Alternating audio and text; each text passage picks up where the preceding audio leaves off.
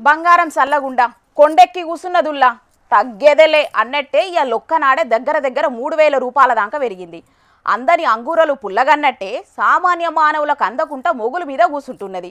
పెరిగిన ధరలు చూస్తుంటే పే మీద బంగారం వేసుకునుడు కాదు, లాకల్ర భద్రంగా దాచుకోవాల్సిన పరిస్థితికి వచ్చింది. అట్లా కండ్లల్లో పెట్టుకొని చూసుకోవాల్సిన బంగారాన్ని చూసి చూడనట్టు ఇడిచబెడితే చోరుగాడు ఎట్లా కండ్లలో పెట్టుకున్నాడో చూడుండ్రి.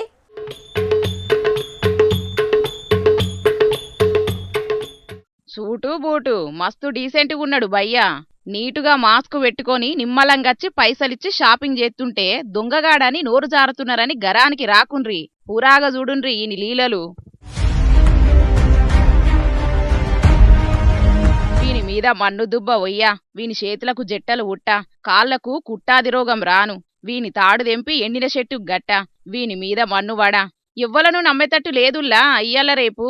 పూణే దిక్కు వార్జే అనే వాడల దుక్నపక్క మెడలున్న పుస్తెల తాడుకు సూటి పెట్టిండు ఈ దొంగబట్టెవాజుగాడు. పాల ప్యాకెట్ కొనేతందుకు వచ్చినట్టు కటింగ్ ఇచ్చిండు, పైసలు తీసి నమ్మించిండు.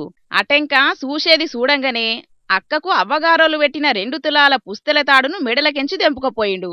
అవతల వీనికి తోడు బండి మీద ఎవడన్నా ఉన్నడు కావచ్చునో జర్రసేపట్లనే అన్నించి మాయమైండు.